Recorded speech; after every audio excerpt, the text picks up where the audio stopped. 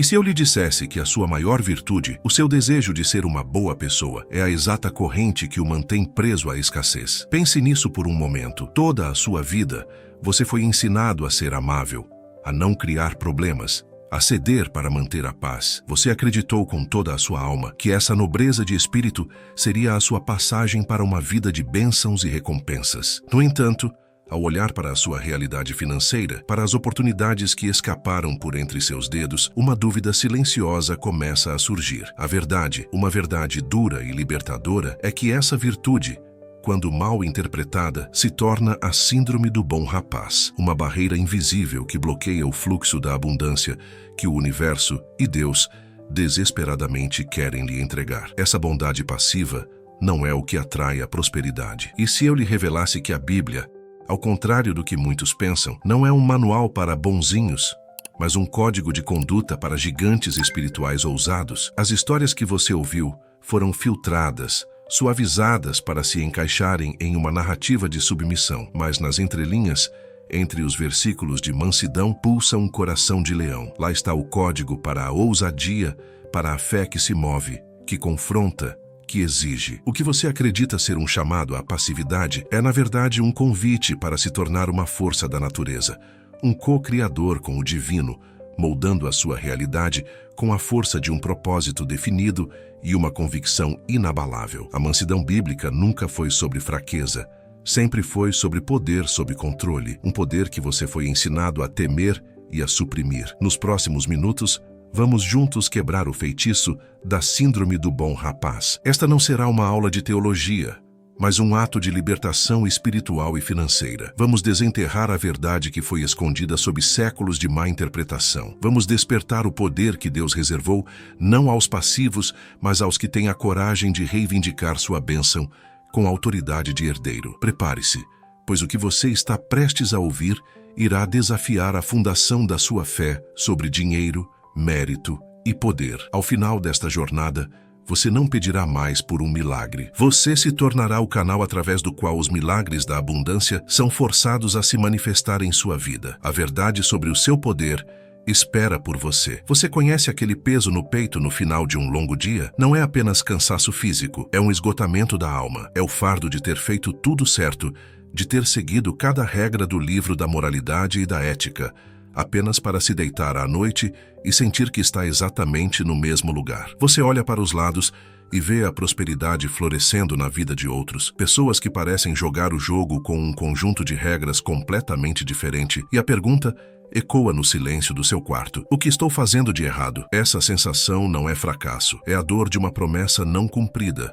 A frustração de um soldado leal que luta todas as batalhas com honra, mas nunca é chamado para receber sua medalha, sentindo-se um estranho na celebração da vitória. Imagine a sensação de estar em uma reunião importante no trabalho. Uma ideia brilhante surge em sua mente, uma solução que poderia mudar o rumo de um projeto, mas no momento de falar, você hesita. A voz do bom rapaz sussurra em seu ouvido, dizendo para não criar ondas, para não parecer ambicioso demais, para deixar que outros tomem a frente. Então você engole suas palavras, junto com seu orgulho, e assiste, impotente, enquanto outra pessoa, talvez menos preparada, mas certamente mais ousada, apresenta uma versão medíocre da sua ideia e é coberta de elogios. Naquele momento, o que você sente não é humildade, é a dor aguda da autoanulação, o sacrifício do seu próprio gênio no altar de uma paz que só existe para os outros, deixando você com o amargo sabor do potencial desperdiçado. E o que dizer da sua vida financeira? Daquele nó na garganta quando um amigo ou parente pede um dinheiro que você simplesmente não pode emprestar. O medo de dizer não e parecer egoísta, de quebrar a imagem de pessoa boa e generosa que você construiu, o paralisa. Então você acessa suas economias, aquele pouco que guardava para uma emergência ou para um pequeno sonho, e o entrega com um sorriso forçado. Por fora, você é um herói, um salvador. Mas por dentro, você se sente um tolo, traído pela sua própria incapacidade de proteger seus recursos e seu futuro. Você chama isso de caridade, mas sua alma sabe a verdade. É um ato de sacrifício que não foi pedido por Deus, mas exigido pelo seu medo de desagradar os homens. Essa passividade se reflete nas suas contas a pagar, na ansiedade que cresce a cada final de mês. Você trabalha incansavelmente, talvez em 2 empregos, cortando despesas, fazendo tudo o que os gurus financeiros ensinam. Você é responsável, diligente e honesto. No entanto, parece que está correndo em uma esteira, suando, se esforçando ao máximo, mas a paisagem ao redor nunca muda. A liberdade financeira parece uma miragem distante, um oásis que se afasta a cada passo que você dá em sua direção. É uma luta silenciosa e solitária, uma batalha travada nas planilhas e nos aplicativos de banco, onde seus esforços heróicos parecem resultar apenas em sobrevivência, nunca em verdadeira e abundante prosperidade. A sensação é de estar acorrentado a um sistema que não recompensa o seu tipo de integridade. Então, à noite, no santuário do seu quarto, você se volta para o divino. Suas orações são sinceras, cheias de uma fé pura e de uma esperança que se recusa a morrer. Você não pede por luxos extravagantes ou riquezas injustas. Você pede por alívio, por um pouco de folga, por um sinal de que seu esforço está sendo visto. Você apresenta seu caso a Deus com a lógica de um filho obediente. Eu tenho sido fiel, tenho sido bom, tenho honrado teus mandamentos, tenho tratado os outros com justiça. Sua oração é um apelo comovente, a apresentação de um currículo impecável de retidão, esperando pela promoção, pela recompensa, que, segundo tudo o que lhe foi ensinado, deveria ser sua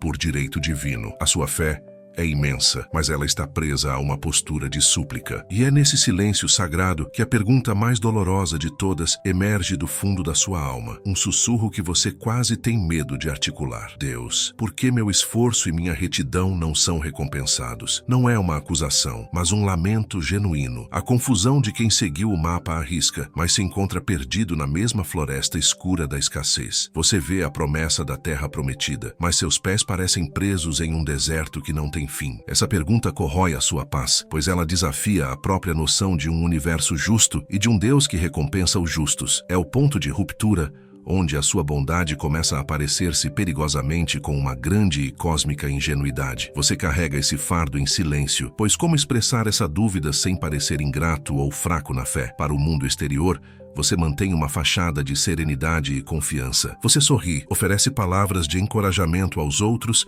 e continua a ser a rocha em que todos se apoiam. Ninguém suspeita da guerra civil que acontece dentro de você, do conflito entre a sua fé inabalável e a sua realidade frustrante. Essa dissonância o isola, criando um abismo entre quem você é por dentro e quem você precisa ser por fora. Você se tornou um mestre em esconder a sua dor, um especialista em parecer abençoado, mesmo quando se sente abandonado, o que apenas aprofunda a sua solidão e o seu desespero silencioso. No final, a sensação que permanece é a de uma traição sutil, mas profunda. Uma traição não por parte de Deus, mas pelas regras que você acreditava que governavam o universo. A sua integridade parece ter sido usada contra você, sua bondade transformada em uma vulnerabilidade que o mundo explora e que o céu parece ignorar. É essa a vida que a sua bondade deveria lhe proporcionar. Uma espera silenciosa por uma recompensa que nunca chega. Se você se reconhece nesta história, se sentiu o peso destas palavras em seu próprio espírito,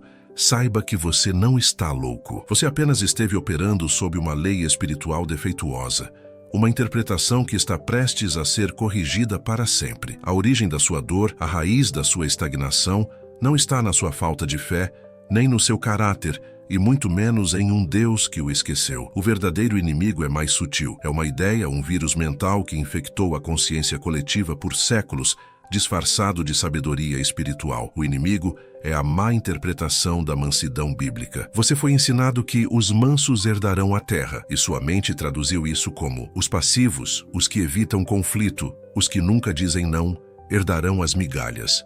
Essa é a grande mentira, a doutrina da escassez. Uma perversão de um princípio de poder que transformou uma chave para o reino em um cadeado para a sua própria prisão financeira e espiritual, garantindo que você permanecesse pequeno, controlável e perpetuamente necessitado, esperando por uma recompensa no céu, enquanto a abundância na terra lhe é negada. Esta doutrina da escassez opera de forma insidiosa, confundindo deliberadamente bondade com fraqueza e humildade com autoanulação. Ela ensina que para ser uma boa pessoa, você precisa suprimir seus desejos, silenciar sua voz e colocar as necessidades de todos à frente das suas, mesmo que isso signifique o seu próprio sacrifício. Ela o programou para sentir culpa pela ambição, para ver o desejo de prosperar como um sinal de ganância e para acreditar que a assertividade é uma forma de arrogância. Essa programação o transformou em um alvo fácil para o mundo, uma fonte inesgotável de energia,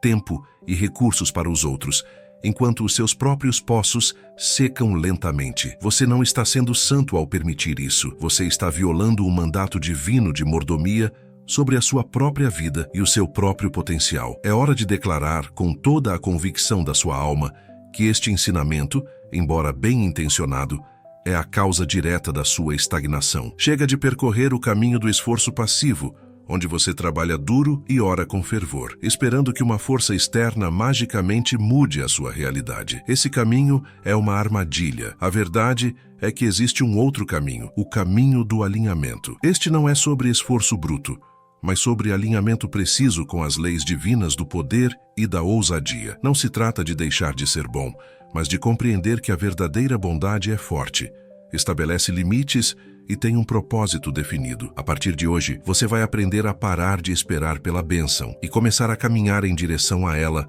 com a autoridade de quem já a possui. Para corrigir esse erro, precisamos abandonar os ídolos da passividade que nos foram dados e olhar para os verdadeiros arquétipos de poder que as escrituras sagradas nos apresentam. Esqueça a imagem do santo frágil e indefeso. O modelo divino de fé não é passivo, é proativo, não é tímido, é audacioso. Considere a figura de Jacó na noite em que ele encontrou o anjo. Ele não se ajoelhou em súplica silenciosa, esperando que a bênção caísse do céu. Não, ele lutou. Ele se agarrou ao divino com uma tenacidade feroz, com os músculos tensos e o espírito em chamas, e no auge da sua exaustão ele não cedeu. Ele fez um decreto, uma reivindicação que ecoa através dos milênios como a fórmula secreta da manifestação. Eu não te largarei, até que me abençoes. Isso não é uma oração de pedinte, é a declaração de um herdeiro que conhece seus direitos. Este padrão de ousadia divina não é uma exceção,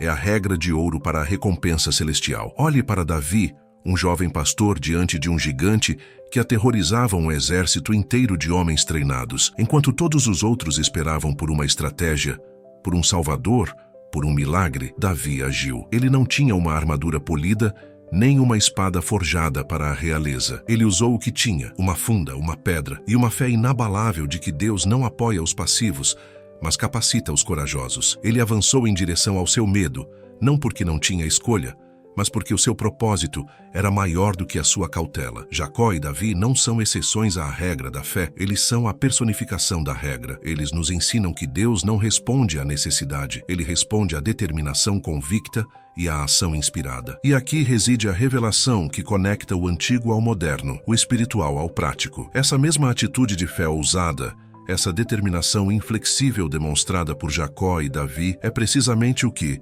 milênios depois, Napoleon Hill, após estudar a vida dos homens mais ricos e bem-sucedidos de sua época, chamou de propósito definido. Hill descobriu a lei universal de que o universo não conspira a favor de desejos vagos ou esperanças passivas. Ele se curva diante da clareza mental inabalável, de um desejo ardente que se recusa a ser negado. O seu propósito definido não é apenas uma meta de negócios, é a versão secular de um decreto espiritual. É a sua declaração a Deus e ao universo, dizendo com a mesma ousadia de Jacó: esta é a bênção que eu reivindico, e eu não largarei a minha visão até que ela se manifeste. Agora, vamos mergulhar nas 3 chaves que irão reprogramar a sua realidade. Estes não são truques mentais, são princípios divinos que separam a mentalidade de escassez da consciência de prosperidade. A primeira e mais fundamental mudança está em como você se comunica com o universo, com Deus. Você precisa abandonar a linguagem da súplica e adotar a gramática do herdeiro. É a diferença crucial entre pedir e reivindicar. Chave 1. Reivindicar versus pedir. O bonzinho foi ensinado a pedir. Sua oração é tímida, quase um pedido de desculpas por querer mais. Deus, se for da tua vontade, por favor, me ajude. Essa postura, embora pareça humilde, transmite ao universo uma frequência de dúvida e de não merecimento. É a energia de quem espera do lado de fora do banquete, torcendo para que alguém se lembre de lhe atirar um pedaço de pão. Pedir reforça a crença de que a abundância está fora de você, que ela é algo a ser concedido por pena e não por direito. Essa vibração de falta só pode atrair mais falta, mantendo-o preso em um ciclo de esperança passiva e resultados decepcionantes. É um diálogo que confirma a sua pequenez a cada prece. Reivindicar, por outro lado, é o ato de um filho que sabe ser herdeiro. É uma oração que nasce da certeza, não da esperança. O herdeiro não implora pelo que já lhe pertence por direito de primogenitura. Ele se aproxima do trono com confiança, não para pedir, mas para alinhar sua vontade com a do Pai e declarar a manifestação da sua herança. Reivindicar é um decreto de fé, uma afirmação poderosa de que você é um co-criador com o divino e que as promessas de abundância, saúde e prosperidade não são possibilidades distantes, mas realidades presentes, esperando para serem ativadas pela sua convicção. É uma mudança de postura, de joelhos no chão implorando, para de pé com a coluna ereta, declarando. Isso nos leva diretamente à mentalidade de herdeiro versus a mentalidade de órfão. O órfão vive em um estado de incerteza perpétua. Ele é grato por qualquer migalha, pois não tem a segurança de um lar ou de uma herança. Sua estratégia de vida é a sobrevivência, a busca por aceitação e a esperança de que a generosidade alheia o sustente. Ele tem medo de pedir muito, pois teme ser visto como indigno e ser expulso. A sua identidade está fundamentada na carência, naquilo que lhe falta. Ele olha para o castelo do rei de longe, sonhando em um dia ser convidado para entrar, sem perceber que a chave sempre esteve em seu bolso. O herdeiro, em contrapartida, caminha pelos corredores do castelo com uma tranquilidade inata. Ele não se vangloria de sua posição, mas a habita com total naturalidade. Ele sabe que os recursos do reino são seus, para administrar, para multiplicar e para usar em prol de um propósito maior. Sua identidade não vem da necessidade, mas do seu lignagem, da sua conexão direta com o rei. Ele não vê a riqueza como algo a ser acumulado por medo, mas como uma ferramenta a ser utilizada com sabedoria. A prosperidade para ele não é um evento, é um ambiente. Ele não precisa implorar pela chave do celeiro, pois sabe que o celeiro é seu. Portanto, a sua primeira ação mental, a partir deste exato momento, é transformar cada pedido em uma afirmação de posse. Pegue a área de maior escassez em sua vida agora. Se for financeira, pare de orar. Deus, por favor, me dê dinheiro para pagar minhas contas. Em vez disso, respire fundo. Sinta a autoridade de um herdeiro do universo e decrete: eu sou um filho do Rei da Abundância. Eu reivindico a sabedoria divina para criar múltiplos fluxos de renda. Todas as minhas necessidades são supridas com sobra, e eu sou um canal para a prosperidade abençoar a mim e aos outros. Está feito. Sinta a diferença vibracional. A primeira oração vem do medo. A segunda vem do poder. A primeira foca no problema. A segunda foca na sua identidade divina e na solução. Pratique essa transmutação linguística em todas as áreas da sua vida. Transforme, por favor, me cure em eu reivindico a saúde perfeita, que é meu direito divino. Mude de me dê paz para eu decreto a paz que excede todo entendimento como a minha realidade agora. Este é o primeiro e mais poderoso passo para reescrever seu contrato com o universo. Você não é um pedinte. Você é um herdeiro reivindicando o que é seu. Chave 2. A fé proativa. A segunda chave para desbloquear a sua prosperidade é compreender o verdadeiro significado da fé. A doutrina da escassez ensinou que ter fé é simplesmente acreditar e esperar. Mas a sabedoria divina afirma categoricamente: a fé sem obras é morta. A obra, meu amigo, não é apenas o ato de caridade ou de ser uma pessoa moralmente correta. A obra é a ação estratégica, ousada e inspirada que você toma em direção ao seu propósito definido. É o movimento que demonstra ao universo que você leva a sério a sua própria reivindicação. Esperar por um milagre sem se mover em direção a ele é como esperar que um navio chegue em um aeroporto. Pense na história de Moisés diante do Mar Vermelho. Ele tinha a promessa de Deus de que o povo seria salvo. Ele tinha fé, mas Deus não abriu o mar enquanto eles estavam sentados a quilômetros de distância, orando passivamente. A instrução divina foi clara: diga ao povo de Israel que marche. Eles tiveram que se levantar,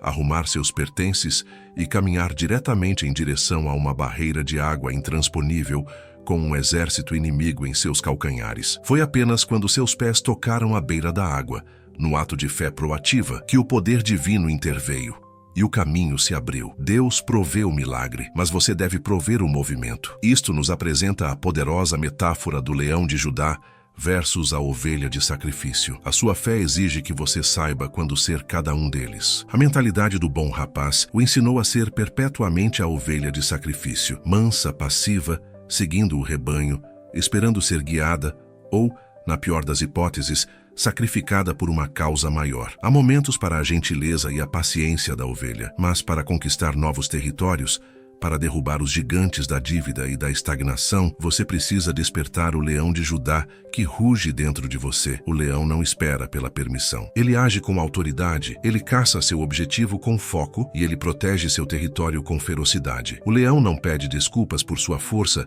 nem por sua fome de vitória. Ele entende que seu poder é um dom divino a ser usado para estabelecer a ordem e o domínio em seu reino. A sua prosperidade é o seu reino. Você foi chamado para ser o leão, o rei da sua própria selva financeira e espiritual, e não uma ovelha perpetuamente à mercê dos lobos da circunstância. Despertar o leão é ativar a sua fé proativa, é parar de esperar que a presa caia do céu e começar a se mover com estratégia, poder e uma convicção real em direção ao que você deseja manifestar. A passividade é o sono do leão, a ação ousada é o seu rugido. A sua ação mental, portanto, é definir hoje mesmo o seu primeiro passo de leão. Pare de olhar para a montanha inteira da sua dívida ou dos seus sonhos e se sentir paralisado. Em vez disso, pergunte-se: qual é o primeiro passo prático e ousado que eu posso dar nas próximas 24 horas para marchar em direção ao meu mar vermelho? Talvez seja fazer aquela ligação que você tem adiado,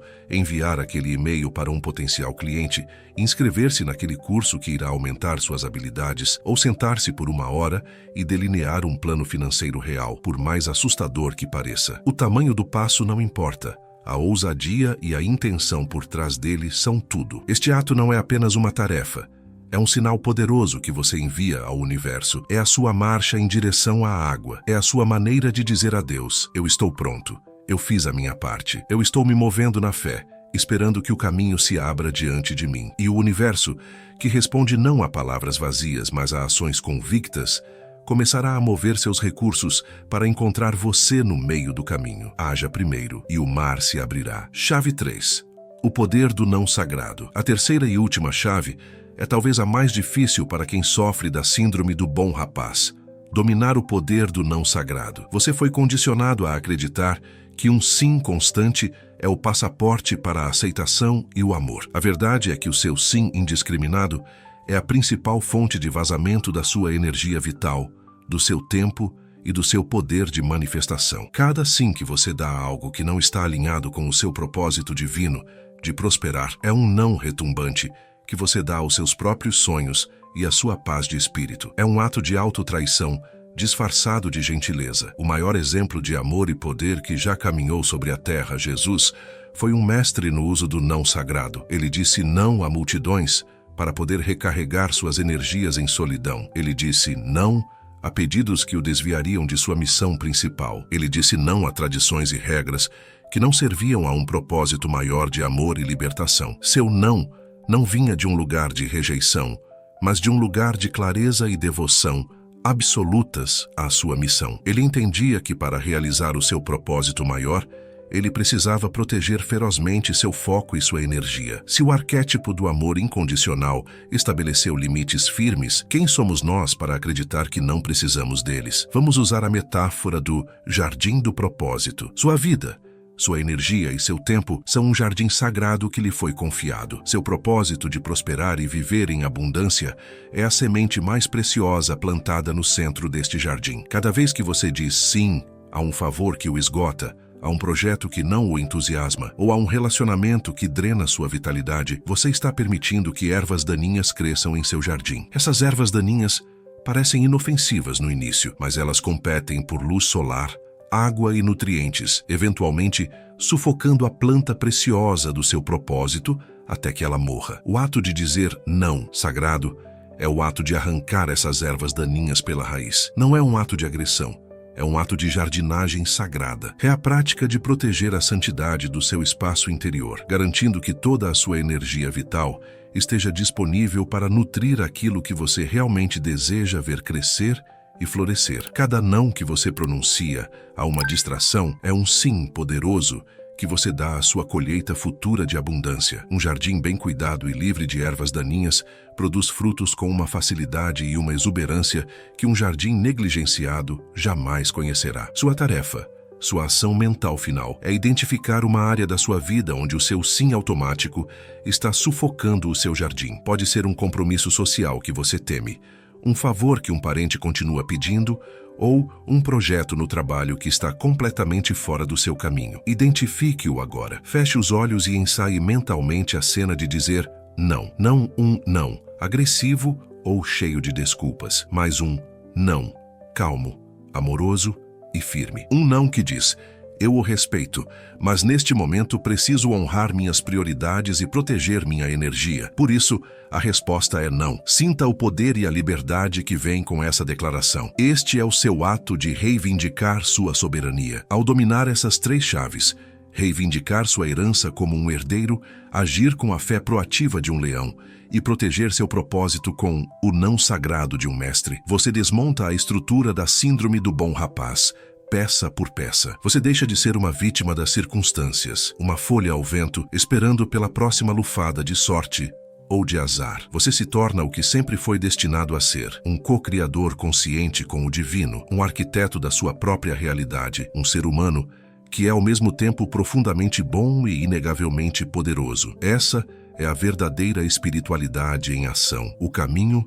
foi revelado. As chaves para o reino da sua prosperidade foram colocadas em suas mãos. A jornada a partir daqui, no entanto, é sua e somente sua. Você está em uma encruzilhada. De um lado, o caminho familiar e desgastado do bom rapaz, um caminho de esforço silencioso e esperança passiva que você agora sabe que leva apenas à repetição da mesma frustração. Do outro, um novo caminho, iluminado pela ousadia e pavimentado com o propósito definido. Um caminho que exige coragem, que desafiará tudo o que você acreditava sobre si mesmo e sobre Deus. A velha identidade lutará para mantê-lo seguro na escassez conhecida. A sua alma, porém, anseia pela expansão gloriosa do desconhecido. A escolha de qual caminho seguir é feita agora, neste momento de clareza. Imagine-se daqui a alguns meses, vivendo a partir deste novo código. Visualize acordar pela manhã sentindo não o peso da obrigação, mas a eletricidade do propósito. Você se move pelo seu dia com uma calma autoridade.